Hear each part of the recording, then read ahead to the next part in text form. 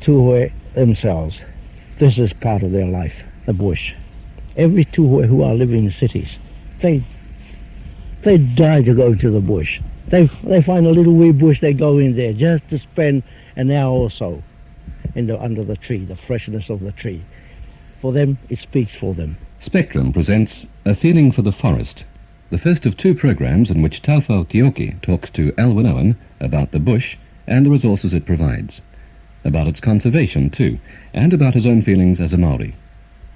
We've come to the bush that covers the eastern flanks of the Hutt Valley, Tawhao Tioke and I. Tawhao is a tuhoi, one of the so-called children of the mist from the Urewera country, that magnificent forested area that cradles Lake Waikaremoana. It's steeped in history, both Maori and colonial. Te Kooti was harried through its ranges. Ruakenana established his New Jerusalem there at Mongapohatu. It's one of the few great wilderness areas left to us in the North Island. It's no wonder then that Tawhao Tioke was born with a love of the bush. But to this love he's added understanding of Maori medicine, of the food supplied by the forest, of the ancient bush law of his people. And that's what we'll be talking about today. On our way here in the car, Tawhao has been discussing moko, the ancient art of tattooing. And as soon as the car stops at the end of the road, he moves into the bush and returns a moment later with a twig covered in handsome purple berries. Now, what's this you got? A mahoe, is it? Mahoe, right. Mahoe. And this has quite a long leaf, slightly serrated, and very handsome purple berries. At the moment. Yeah, well, I picked this one. I got something that go with it in the car. This is what the early pigment for moko. That's the tattooing. Right. There's the mate that goes with it, you see? That grub. Nutara. Now that is the vegetable caterpillar sometimes called tawhao. Aye. The Maori call that nutara. And it looks, well, it is a caterpillar about 3 inches long, and it's got a little stem protruding from one end. I was afraid I broke that, you know. That was about 10 inches long. It had 2 branches, that stem. You see, to the Maori version of it, the only tree that you can find is ngangara. There's something like a monarch butterfly, only on the swampy plants are plentiful. Well, this one on the rata, the giant rata, it digs itself about 7-8 inches deep, and he stays there, and then he dies, and then he turns to wood, and then he starts to grow into a plant. So it's a form of fungus that drops on. It doesn't grow into any rako. But so the old people would go out with their baskets around about February to dig for them and fill their basket. And they've dried in the sun. And when it's dried, they put together and put a light to it. Put a light to it, and after a while, burning there for a while, and they put the fire out and they bring out the charcoal and crush it into a powder. And then when that's done, and they wait for the mahoe to ripen. And then they go in there, get this berry, get a handful of it, and they squeeze into that charcoal. It's mixed. People think this is what gives the color to the moko. It doesn't. This makes it stick. The shiny, bluey, greeny color comes from the charcoal. But a little bit, of course, mixture of this. But really, this is to clean the wound and to stick. And then the Tahuna goes, he chants. While he's doing it, he keeps chanting. The idea of that, I think, to take the mind off the patient too. I think he's feeling the pain. I think he started to chant and chisel. It's chiseled, it's in bone. And this is rubbed in. So that's the moko. Tawhao, the mahoe was also used for making fire, wasn't it? Am I right? Yes, the mahoe is good for that because it's clean. When it's dry, it's really clean. And on a wet day, the old people use still the mahoe is used. And then to start the fire up, they use the the stuff off this charcoal. This is the birch. That's the Tawhao. Aye. There's a fungus on the Tawhao. Sometimes you get a big, huge fungus on the Tawhao. Well, they get that fungus, pull it to pieces, and it's dried. And they do that fire, and it's easy to start a fire from. But on a wet day, they use the superjack, the superjack, the pirita. Yeah, that's what they use. They cut that very fine on a wet day because that's the only wood you will find dry in the bush during the wet weather. It's the superjack. Everything else will be soaking wet except the superjack. You will find that's very dry, hanging there. You get the dead one and you slice it up with your knife. You'll find very, very dry, and you get a fire going in the rain. And this is what it's used for, the mahoe. Tawhao, there's some tutu in front of us here. Did they use that as a drink in the Orawera at all? Oh, yes. That's where I saw it. I saw them drinking that stuff. They drink it for a purpose. It's for cleaning the lining of the stomach. The puku, they call it. And they drank it with their meals, actually. And it's quite pleasant. We were afraid of it at first because we were told it's very, very poison. Of course, it is very poison. I was poisoned by it because I didn't know you got to chew. I thought you got to pick the berries and all and just swallow the whole. I got poisoned. Well, tell me about that then, Tawhao. What happened?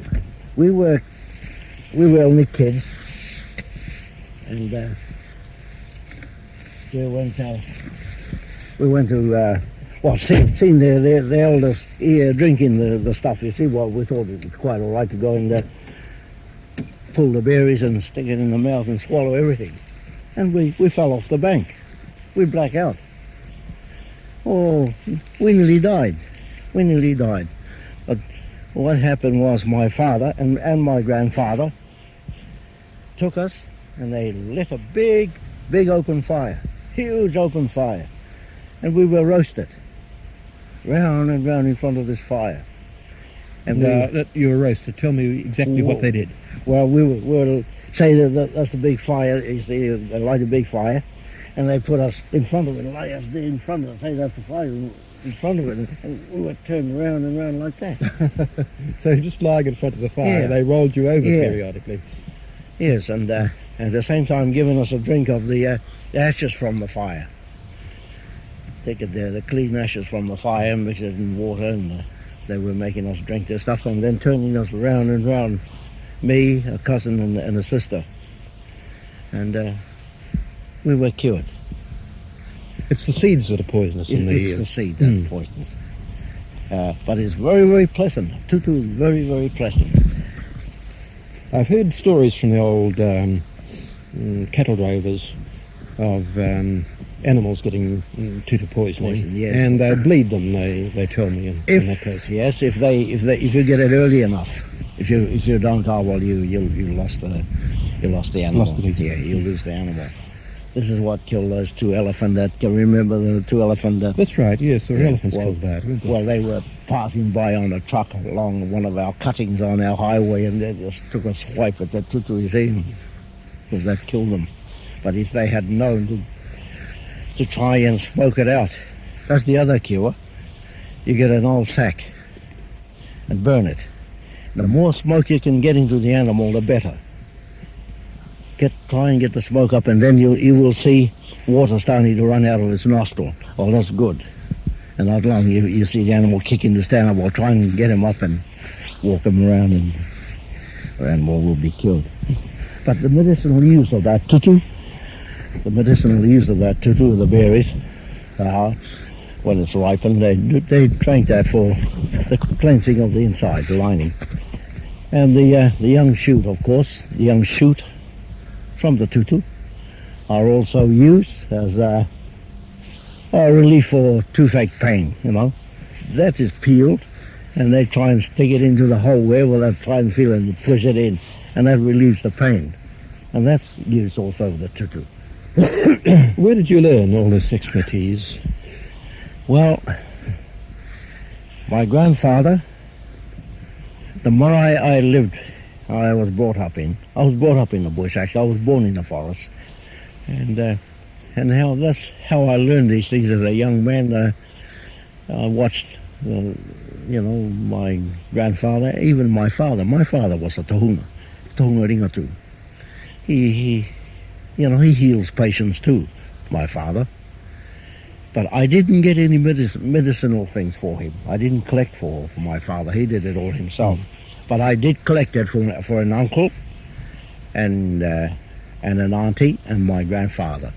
I did collect stuff for them. That's how I really learned. Although I seen my father processing the stuff, but to really work with my father, I didn't. And then, of course, he died a little bit too early for me. And then most of my knowledge came from my uncle, a cousin, and grandfather. And then finally, Granddad decided to come and teach me genealogy. So I started off genealogy with grandfather. The idea, he told me to learn my genealogy, is to know my identity. And not only that, so that when I say to my children, say for example, Tuiteka, Prince Tuiteka. If I say to my children, he's a cousin to you, well, it'll puzzle people. People have said to my children, oh, that's because he's a Tawhao, they all relations, you see, that kind of thing. But I have to explain to my children why. I told them that he is a cousin. And I have to give the genealogy and branch off to Tui to give them an idea of what they're talking about. So should they be challenged, well, they can tell. Stand up and recite the Yes. compartment. Yes. And this is one of the reasons, the real reason why he wanted me to learn genealogy. He says to me, genealogy can get you in a mess.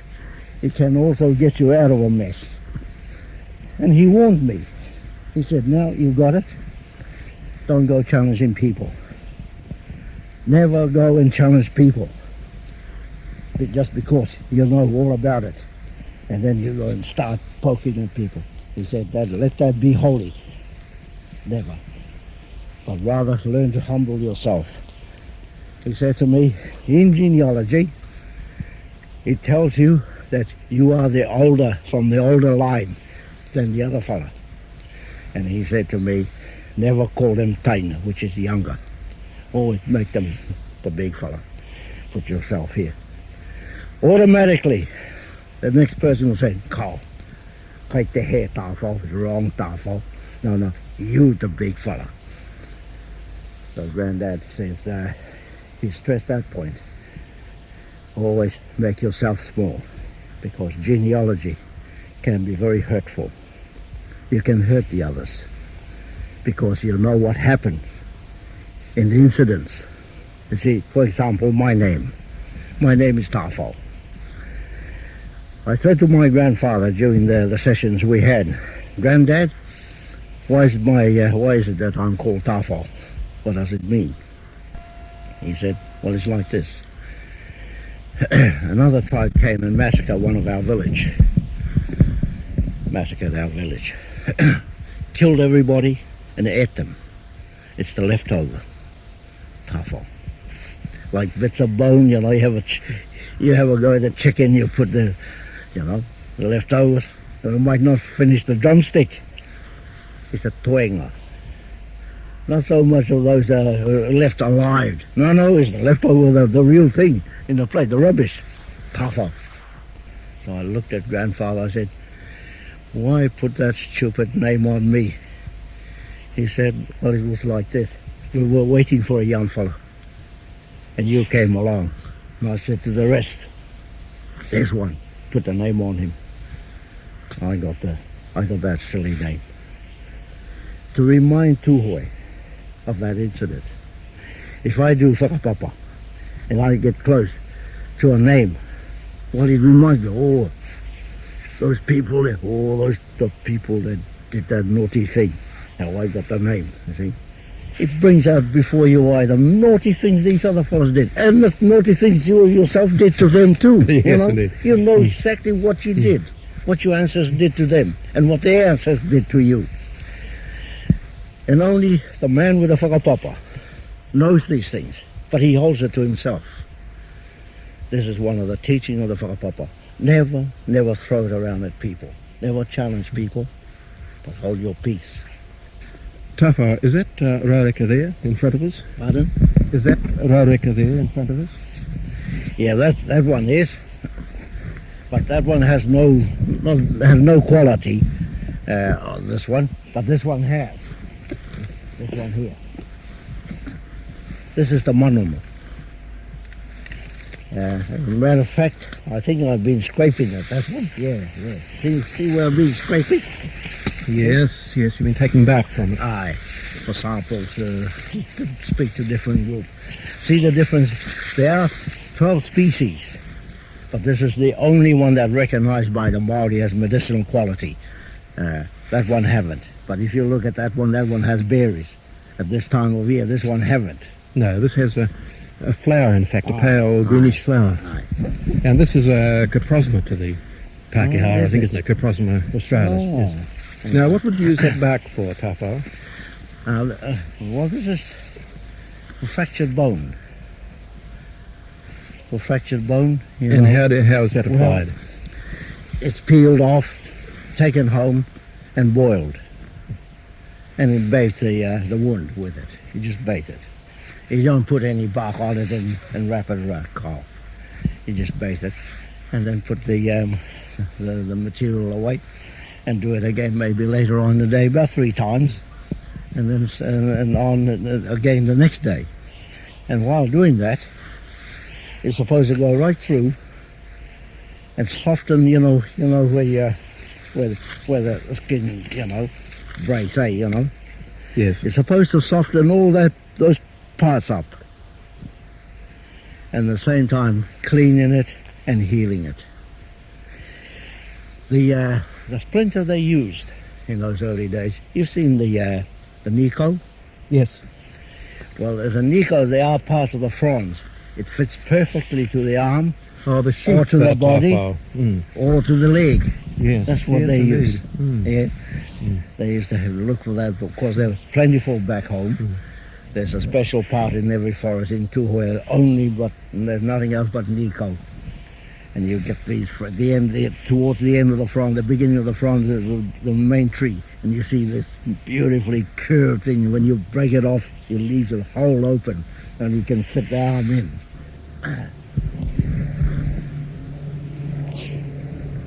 Now, what else have we looking around here? Oh, here. There's some here. Oh, here, kawa.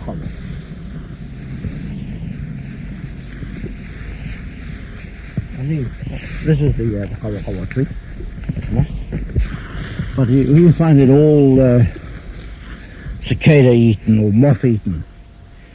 Now, this is this has heart-shaped leaves and black.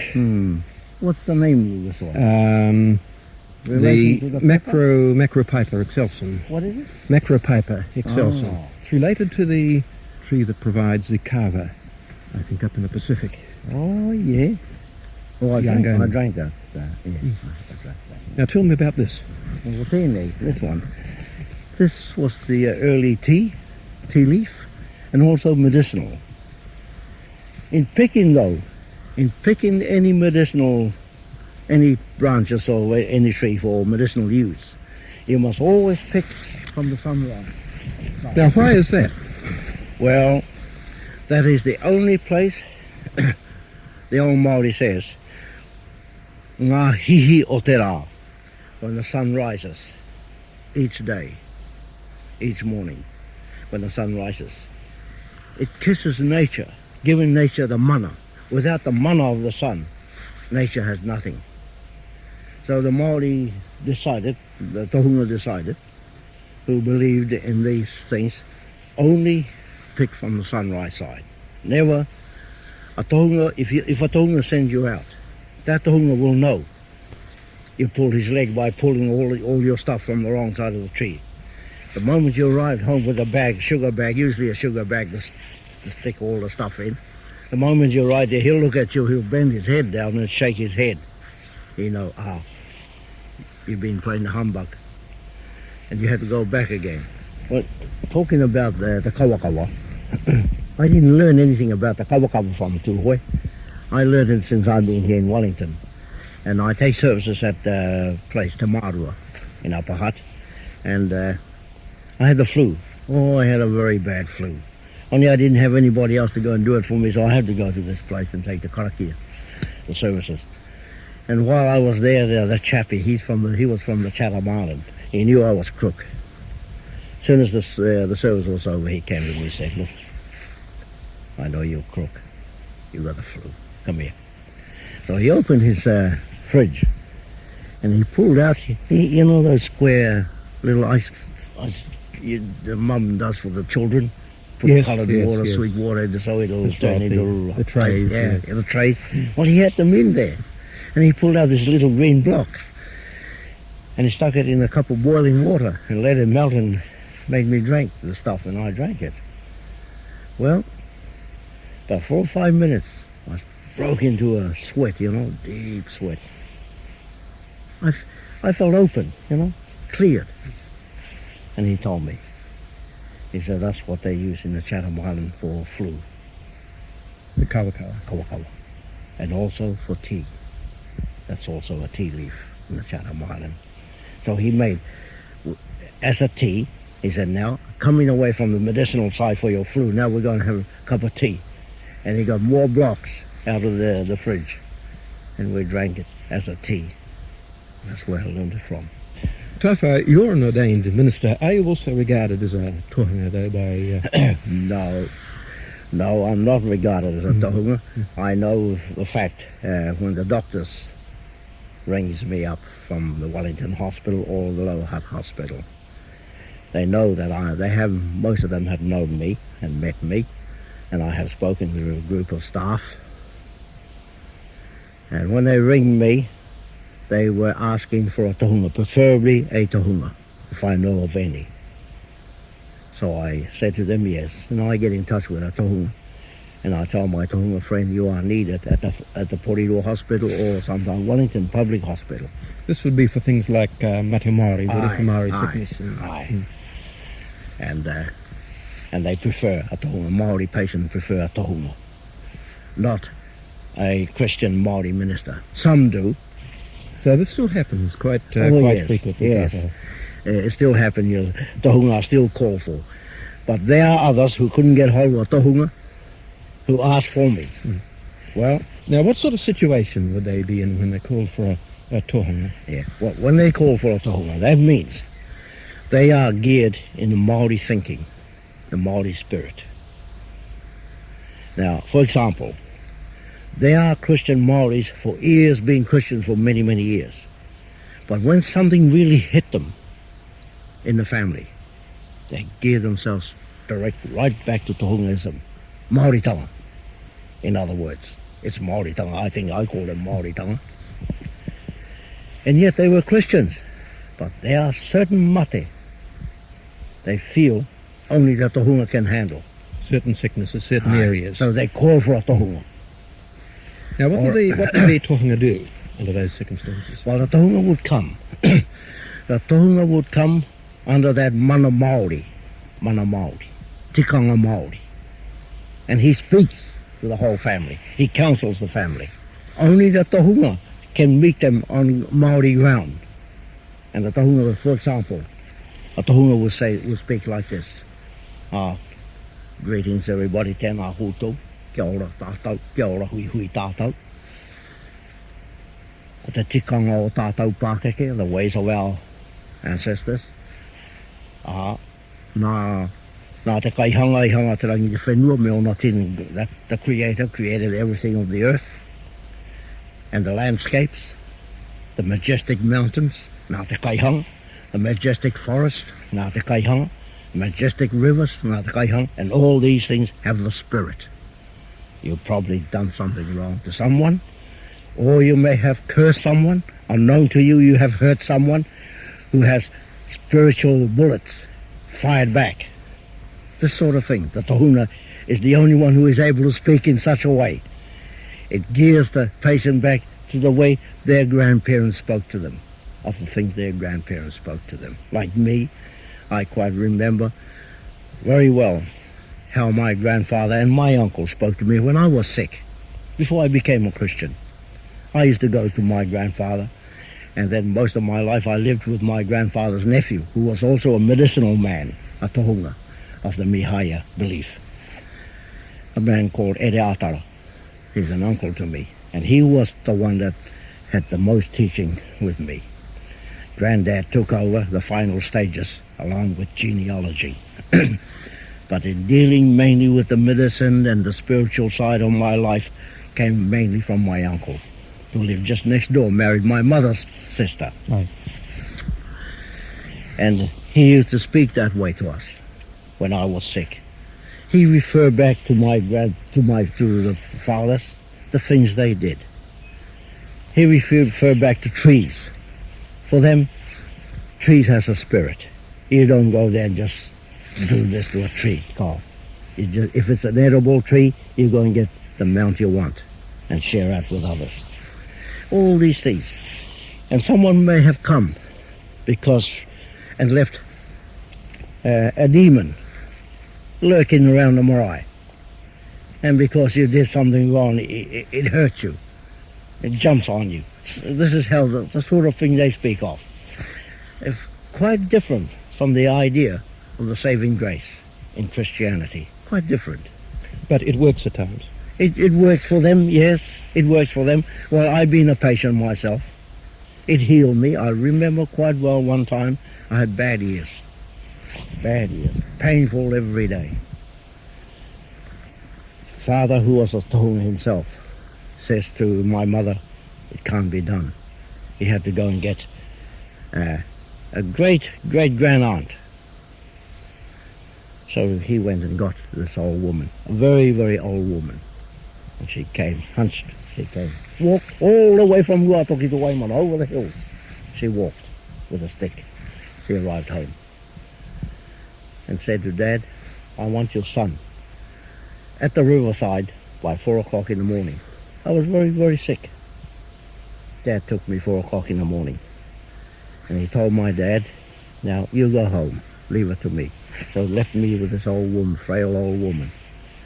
So I had to get up at her command, walk into the river, and I had to dive 3 times, 4 o'clock in the morning, and I dived. Underwater, submerged 3 times. So we went back home. You know, when I came out, not the pain, I was healed. I was completely healed. I walked home hungry, feeling hungry. And did she say karakias in conjunction with the Oh, spirits? yes. While I'm diving, she's doing the karakia out there. We don't know what the karakia is. This is some of the secrets of medicinal things, your karakia. They are the things I think they didn't impart.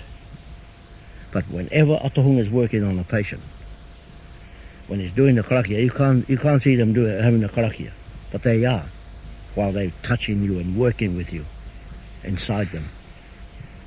They're working, and you can feel it with a touch. Now, and then I became a Christian. I thought to myself, well, I've been told enough time by the Christians, you're not a Maori now, you're a Christian. I know exactly what that meant. Be like a Christian, no longer being like a Maori tongue. Get rid of your Maori tongue. There's no saving grace. That's what it means. That's how I took it to be. But instead of throwing all my Maori tongue away, I hung it up there, Spiritually, I hung it up. I might need it. One day I'm going to call on them. All right. I went to theological college, studied. Oh, it's beautiful. I wanted to be a Christian. I wanted to be a Christian to become a Presbyterian member because I seen Mr. Lawton. You heard of Mr. Lawton? He was the missionary He was the missionary who did the among the Tawhao, who started the Christian work among the Tawhao. Well, I wanted to be with him, to work for him. I could see the task ahead of him. There were a lot of Maoris coming in to help him as minister, but not quite enough. But this particular year, there were about 8 of us signed up to become a worker for the church. But my people didn't permit me. I wasn't given any permission. to become a Christian.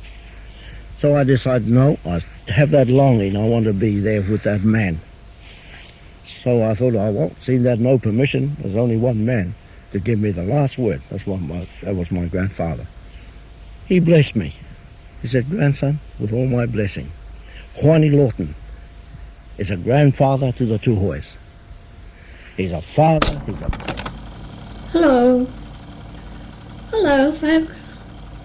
I have been trying half the afternoon to get a tape done for you.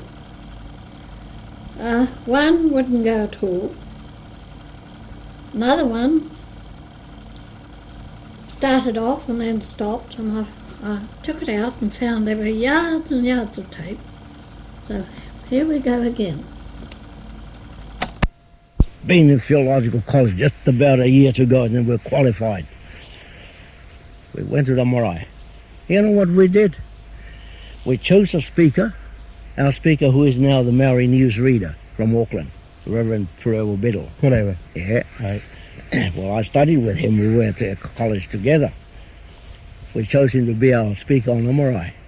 Well, he stood up on the marae. Hundreds of Maoris there, the marae Ruatoki. And he started banging the Bible. Nothing but Bible banging. The three chiefs sitting there, the wharemote, stood up, pointed at Rako, at our man. Eho, tauat. Shut up, sit down. We're not here for Sunday school. We're here for one purpose. The hungamate. Well, It's respects to the dead man. Aye. The language we were speaking wasn't the language for the marae. We had come away from that. I thought, that's it. I hung up the things of my fathers. I hung it up. Now there's a use for them. I'm going to go back to them. And I did. To meet the Māori on the Māori ground. At the same time carrying the cross. You didn't have to point out the cross to them. They know the cross. They can see it upon you. They can hear it in the things you are trying to say. And yet you are saying it in their language. The meaning in Māori, they can see it. Tawhao Tioke ends this first program on a note of affirmation. I'd like to end it on a note of warning. Don't be tempted, in the light of what you've heard, to experiment with tutu, or toot as it's commonly known. It can be deadly.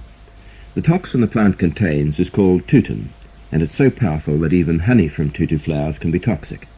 So leave the whole plant, leaves and berries, well alone. There are much more pleasant things to be found in the bush, and we'll hear about these when we rejoin Tawhao Tioke in our second program. That was A Feeling for the Forest, the first of two programs in which Tawhao Tioke talks about the bush law of the Tūhoe people. The program was recorded and produced by Alwyn Owen for Radio New Zealand, a Spectrum documentary.